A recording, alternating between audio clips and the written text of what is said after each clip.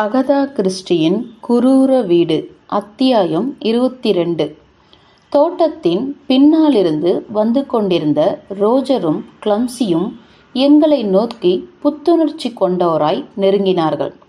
Roger ஒரு உத்வேகத்துடனும் பொங்கிய ஆவலுடனும் என்னை நோக்கி ஓட்டமும் நடையுமாய் வந்தார். கிளம்சி கடுமையாயிருந்தார். வணக்கம் காதலர்களே என்ற ரோஜர் கடைசியில் முடிந்தது. வாவ், அந்த விவஸ்தையற்ற பெண்ணை கடைசி வரை கைது செய்யாமல் கை நழுவ விட்டுவிடுவார்களோ என பயத்திலேயே இருந்தேன். எதை எதிர்பார்த்து இத்தனை தாமதம் செய்தார்களோ? ஒழியட்டும், இப்பொழுதாவது மடக்கினார்களே, அவளையும் அவளுடைய அந்த கையாலாகாத கள்ளனையும் தூக்கிலிட வேண்டும். கோபம் தீர்ந்தவராய் பேசிக்கொண்டிருந்தார் ரோஜர். கிளம்சியின் கோபம் கூடியது. ரோஜர் என அதட்டினார். அநாகரிகமாய் நடந்து கொள்ள வேண்டாம். அநாகரிகம் என அடித்தொண்டை அகல சிரித்தார் ரோஜர். நாடி தளர்ந்து போய் தளர்ச்சியில் இருந்த அப்பா எத்தனை தூரம் இவளை நம்பியிருந்திருப்பார்.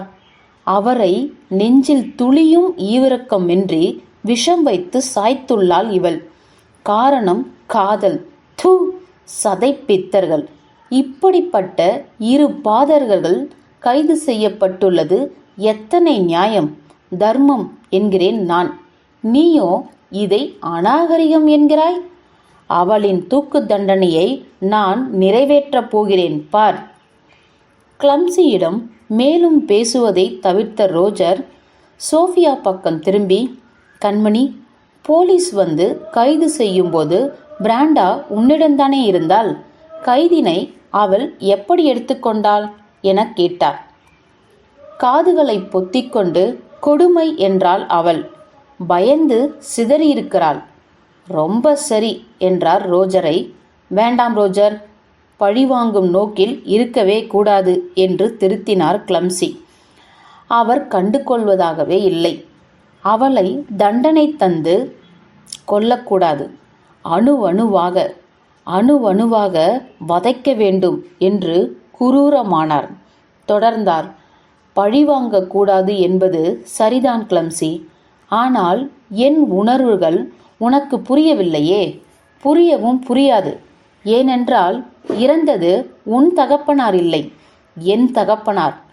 நான் என் உயிருக்கும் மேலாக எண்ணி பூஜித்த தகப்பனார். உனக்கு புரியுமா என்ன?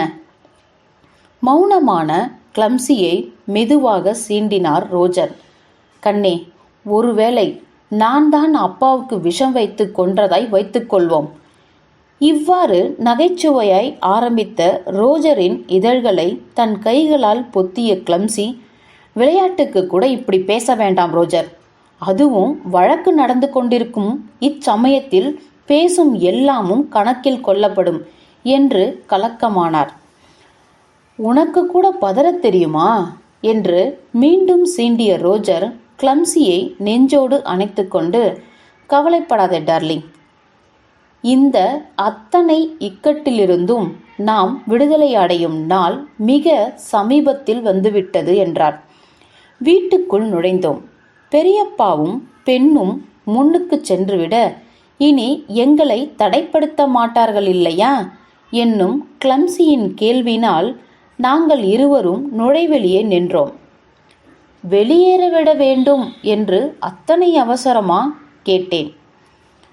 இல்லை என்றால் துருப்பிடித்து விடுவேன். நான் அவரை ஆச்சரியமாக பார்த்தேன். இதுதான் உண்மை என லேசாய் என்னை பார்த்து தலையசைத்து விலக்கி ஆதரவற்ற பார்வையும் வீசினார்.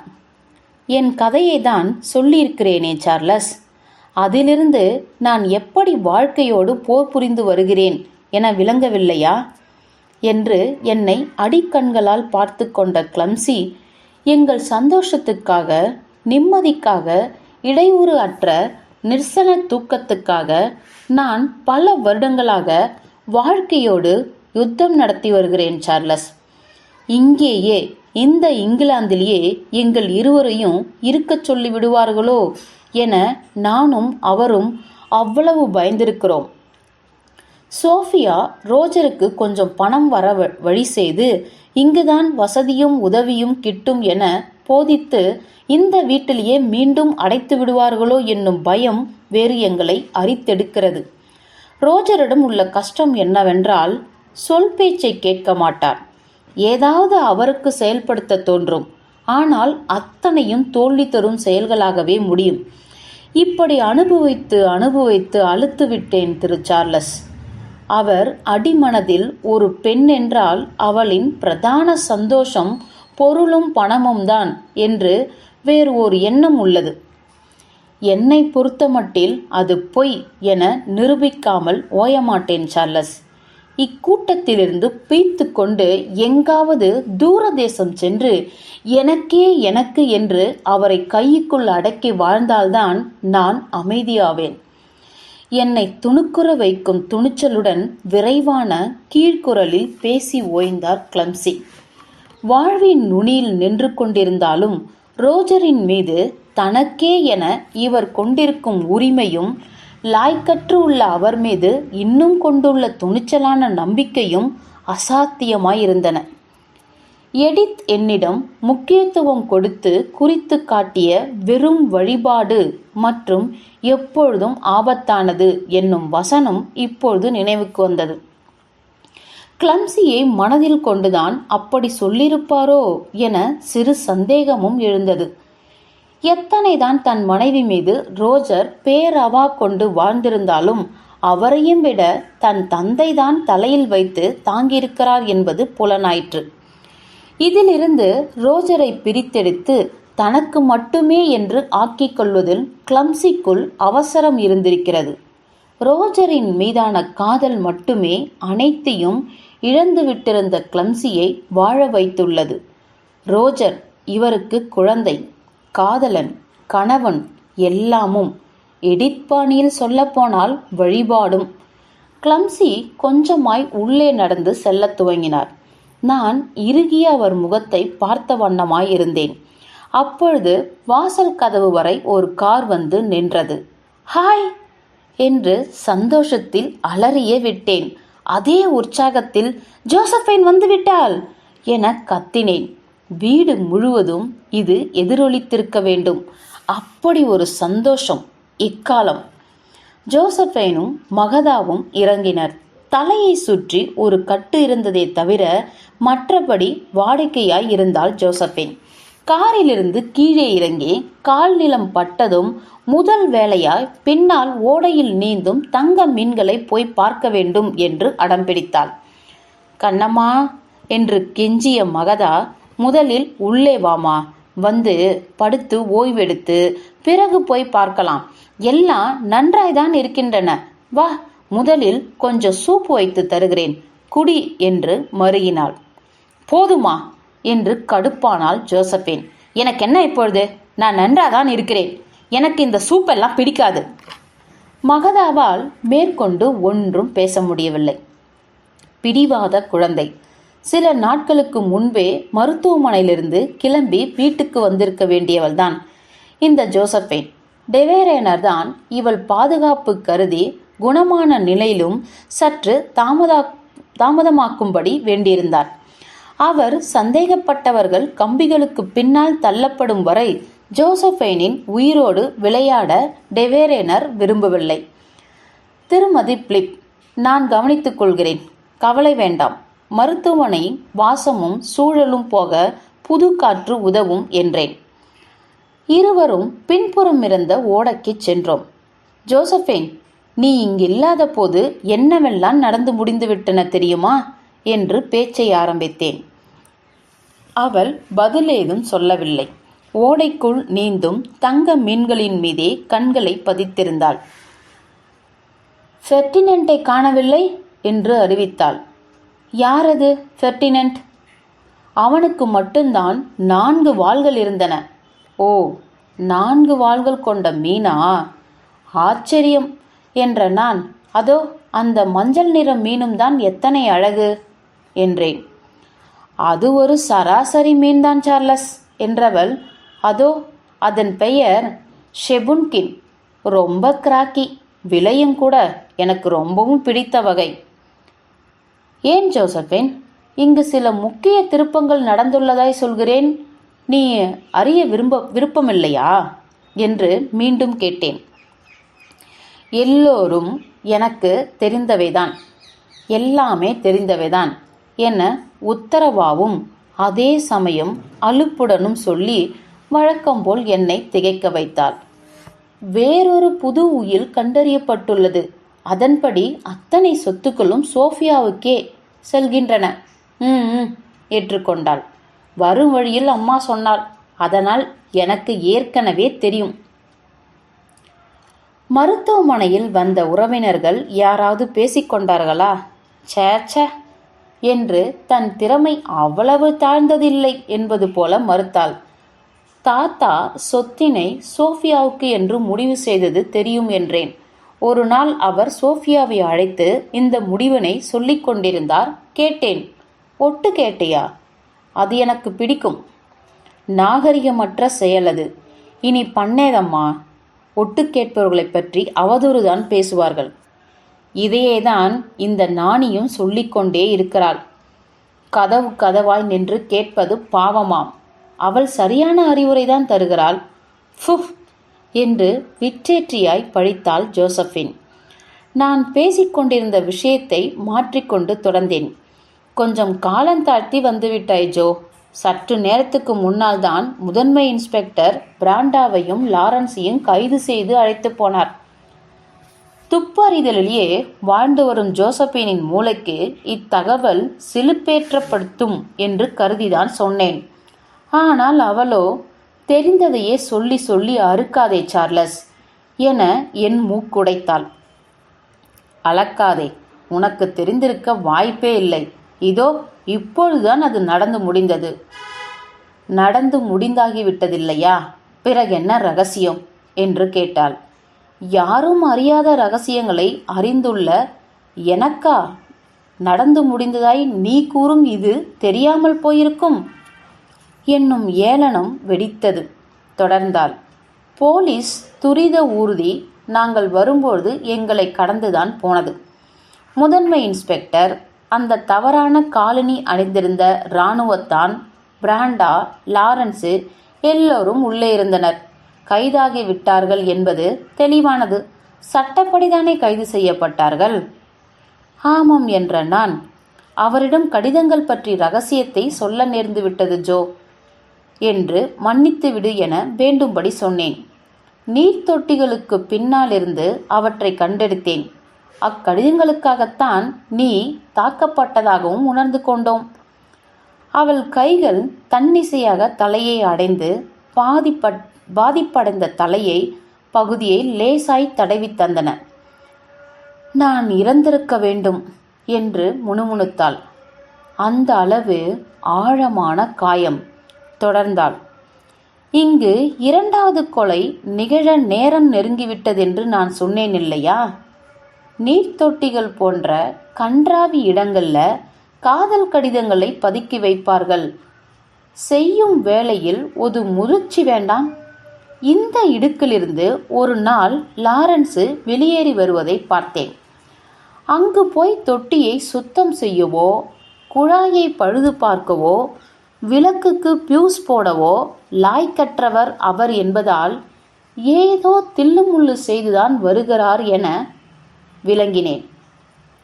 அப்பொழுது ஜோசபேன் உடனே இங்க வா, பணி அதிகம்டி, போதும் அங்கிருந்தது, ஓடிவா என்று எடித்தின் குரல் அதிகார தோரணியில் அழைத்தது. அவள் தளர்ச்சியாய் அழைப்பு வந்த திசையை திரும்பி பார்த்து, இது ஒரு தொல்லை என்று எடித்தை படித்துவிட்டு, வா உள்ளே போகலாம் என்று கிளம்பி வீட்டுக்குள் சென்று மறைந்தாள். மாடியில் தன் ஓய்வு பகுதி தளர்ந்திருந்த எடித்துடன் இணைந்து கொண்டேன். முகம் எங்கும் கவலை சுருக்கங்கள் ஓட வாடியிருந்தார். சத்தற்று தோற்கடிக்கப்பட்டவராய் காணப்பட்டார். இதனால் அவரின் மீது எனக்கு ஏற்பட்ட கரிசனத்தை என் முகத்தில் படித்தவர் லேசாய் சிரித்து அழைப்பு விடுத்தார். இந்த சிறு வயது தேவையற்ற சாகசங்கள் என்று நினைத்து அவள் செய்த துப்பறிதல் எப்படிப்பட்ட பரிசை அவளுக்கு தந்துள்ளது பார்த்தீர்களா என கலங்கினார். எதிர்காலத்தில் அவளை நல்லபடி பார்த்து கொள்ள வேண்டும். பாவம், அனைவராலும் ஒதுக்கப்பட்ட தளிர். இனி அவளுக்கு ஒன்றுமே பயமில்லையே. இப்படி கரிசனம் பொங்க கேட்டுவிட்டு தொடர்ந்தார். ஒரு வழியாய் கொலையாளி அடையாளம் காணப்பட்டு விட்டான். சந்தோஷம், நிம்மதி. ஆனால் என்னமாய் மாய்மாலம் செய்தார்கள் கவனித்தாயா? கொலை குற்றம் சாட்டப்பட்டு கைது செய்யும் போது ஸ்திரமான சாட்சியங்கள் எதுவும் இல்லாமலா கைது செய்வார்கள்? பச்சை பச்சையாய் காதல் கடிதங்கள் எழுதி கொண்டு இரட்டை வாழ்க்கை வாழ்ந்தது வெட்ட வெளிச்சமாகிவிட்ட பிறகும் உத்தம சீலர்கள் போல எப்படியாப்பட்ட கண்ணீர் நாடகத்தை அரங்கேற்றினார்கள் பார்த்தையா? அப்படியே பொடி பொடியாய் ஆனது போல என்னை ஒரு பாசாங்கு. பிராண்டா போன்ற ஆட்களை நிற்க வைத்து சுட வேண்டும். மனோதிடமற்ற வஸ்துகள். அந்த லாரன்ஸு என்னும்போது கேலி சிரிப்பு பொங்கியது எடுத்துக்கு. இடுக்கில் மாட்டிக்கொண்ட முயல் போல என்ன நடுக்கம் நடுங்குகிறான். கொலை குற்றம் சாட்டிதான் கைதாகி உள்ளார்கள் எனினும் அவர்கள் மீது தேவையற்ற இரக்கம் ஒன்று என்னுள் துளிர்க்க பாவப்பட்ட ஜென்மங்கள் என்று இறங்கினேன். மேற்கூறியவாறு அவர்களை நிந்தித்தாலும் ஆமாம், பாவப்பட்ட ஜென்மங்கள்தான். இனி அவளுக்கு தேவையான அனைத்து சட்ட நடவடிக்கைகளையும் அவளே செய்து கொள்வாளா என்று ஆதங்கமாய் குறிப்பிட்டுவிட்டு, அதாவது வக்கீல்கள் இத்தியாதி இத்தியாதி என்று விளக்கினார். எத்தனைதான் பிராண்டா மீது கோபங்கள் இருப்பினும் அவளுக்கு தேவையான சட்ட பாதுகாப்பு அனைத்தும் கிடைக்க வேண்டும் என்பதில் காட்டப்படும் நேர்மை மிகு சிரத்தை விந்தையாகத்தான் இருந்தது. எடித் தொடர்ந்தார். முழுவதும் முடிய எவ்வளவு நாட்கள் பிடிக்கும் சார்லஸ்? சரியாக தெரியாது என்றேன். போலீஸ் காவலுக்கு அனுப்பப்பட்டு வரிசையாய் தீவிர விசாரணைகளுக்கு உட்படுத்தப்படலாம் என்றும், இது முடிய 4-5 மாதங்களுக்கு மேலாகும் என்றும், சந்தேகத்துக்கிடமின்றி குற்றம் நிரூபிக்கப்பட்டுவிட்டு தண்டனை விடும் பட்சத்தில் மேல்முறையீட்டுக்கு போகலாம் என்றும் இருக்கும் அத்தனை சாத்தியக்கூறுகளையும் சொன்னேன். சிரத்தையோடு கேட்டார். குற்றம் நிரூபிக்கப்பட்டு விடுமா? வானத்தை வெறித்தபடி, தெரியவில்லை அம்மா என்று சிறு பயத்தோடு சொன்னேன். நாம் அறியாது இன்னும் என்னென்ன சாட்சியங்களை போலீஸ் திரட்டி வெளியிடாமல் வைத்துள்ளதோ? நமக்கு தெரிந்து இருப்பவை கடிதங்கள் மட்டும்தான். காதல் கடிதங்கள் என்று விரக்தியாய் சொன்னவர் கேட்டார். எனில் அவர்கள் காதலர்களா?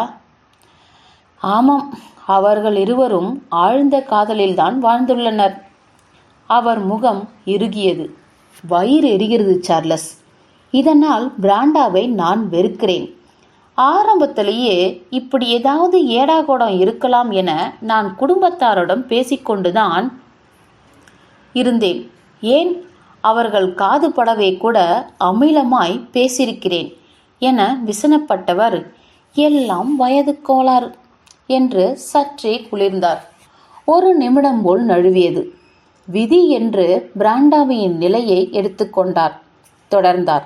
ஆனால் இப்பொழுது இந்த நிலைக்கு தள்ளப்பட்டு பூகம்பம் கண்ட கட்டிடம் போல அவள் நொறுங்கி சின்னா பின்னமாகும் போது சகிக்கவில்லை சார்லஸ். அவளுக்கு எல்லா சட்ட வசதிகளும் போய் சேர வேண்டும் என விரும்புகிறேன்.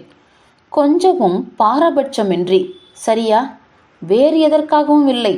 அவள் மீது அபரிதம் மீத நம்பிக்கை கொண்டிருந்த லியோனட்டின் ஆன்மா இதைத்தான் விரும்பும். அதற்காக பெரியவர் ஸ்தானத்தில் இப்பொழுது நான் இருப்பதால் இந்த நடவடிக்கையை நான் தான் துரிதமாக முடுக்கிவிட வேண்டும். இவ்விதம் முடித்தவர் கைகடிகாரத்தை பார்த்து, ஹோ சார்லஸ், மதிய உணவு நேரம் கூட கடந்துவிட்டது. எல்லோரும் சாப்பிட்டு முடித்திருப்பார்கள் என்றவர் தனக்கு துணையாய் மதிய உணவுக்கு உள்ளே வருமாறு அழைத்தார். நான் லண்டன் வரை செல்ல உள்ளதால் வழியில் எங்காவது சாப்பிட்டுக் கொள்கிறேன் என்றேன். உன் காரிலா செல்கிறாய்? ஆமாம் என்று சிந்தித்தவர், என்னையும் உன்னுடன் அழைத்துச் செல்வாயா? இப்பொழுதுதான் ஒரு வழியா வீட்டுக்காவல் போன்ற நடவடிக்கை எல்லாம் ஒரு முடிவுக்கு வந்துவிட்டதே என்று கேட்டார். சந்தோஷமாக வரலாம் என்ற நான் ஆனால் மகதாவும் சோஃபியாவும் கூட அங்கு கிளம்ப உள்ளதாய் அறிகிறேன். என்னுடன் வருவதை விட அவர்களுடன் செல்வது உங்களுக்கு நலமாக இருக்கும் என எண்ணுகிறேன் என்று அறிவுறுத்தினேன். அவர்களுடன் வேண்டாம், உன்னுடனே வர விரும்புகிறேன். உன்னுடன் வருவதாய் எல்லோரிடமும் சொல்லிக்கொண்டு ஈராதே. ஆச்சரியப்பட்டேன். இருந்தாலும் அவர் வேண்டுகோள் படியே நடந்து கொண்டேன். வழியில் அதிகம் பேசிக்கொள்ளவில்லை. லண்டன் நெருங்கும்போது எங்கு இறங்க வேண்டும் என நான் கேட்டதுதான் எங்கள் இருவரின் இடையேயான பிரதான பிரயாண பேச்சாயிருந்தது. ஹெர்லி சாலை என்றவர் உடனேயே மாற்றிக்கொண்டு டெபன்ஹெம்ஸில் இறக்கிவிடும்படி கேட்டுக்கொண்டார். அங்கு மதிய உணவு சாப்பிட்டுவிட்டு ஹெர்லி சாலை போவதாய் கூறினார். முன்பதிவு இல்லாமல் சந்திக்க இயலாத பிரபல மருத்துவர்கள் வசிக்கும் கூடாரமாய் விளங்கும் ஹெர்லி சாலைக்கு எடித்தேன் செல்ல வேண்டும் என்னும் சிறு பயம் என்னுள் துளிர்த்தது. நானும் உங்களுடன் ஹெர்லி சாலைக்கு என இழுத்தேன். இதற்காகத்தான் மகதாவோடு செல்ல மாட்டேன் என்றேன். நீ வரட்டுமா என்கிறாய். அவள் கற்பனைப்படுத்தி பெரும் நாடகமே ஆடிவிடுவாள் என்றபடி அப்படி நிறுத்து என்றான். நான் காரை ஓரமாக நிறுத்தினேன். இறங்கும் முன் நான் மிக திருப்தியான வாழ்க்கை வாழ்ந்துவிட்டேன் சார்லஸ் என்றான். இப்படி சொன்னதை நியாயப்படுத்தி ரசிக்கும் தோணியில் நீண்ட நிம்மதி பெருமூச்செறிந்தார். நியாயமான நேர்மையான தவறான வாழ்க்கை அது என்றும் பெருமைப்பட்டவர் சிறு இடைவேளை தந்து அடுத்து என்ன சொல்லப் போகிறார் என ஆவலாய் காக்க வைத்துவிட்டு சொன்னார். அந்த நேர்மையான வாழ்க்கையில் நிறைவேற்ற வேண்டிய தர்மம் ஒன்று இன்னும் பாக்கி உள்ளது. இறங்கி மின்னலாய் நடந்த அவரை வெறித்தபடி அமர்ந்திருந்தேன் நான்.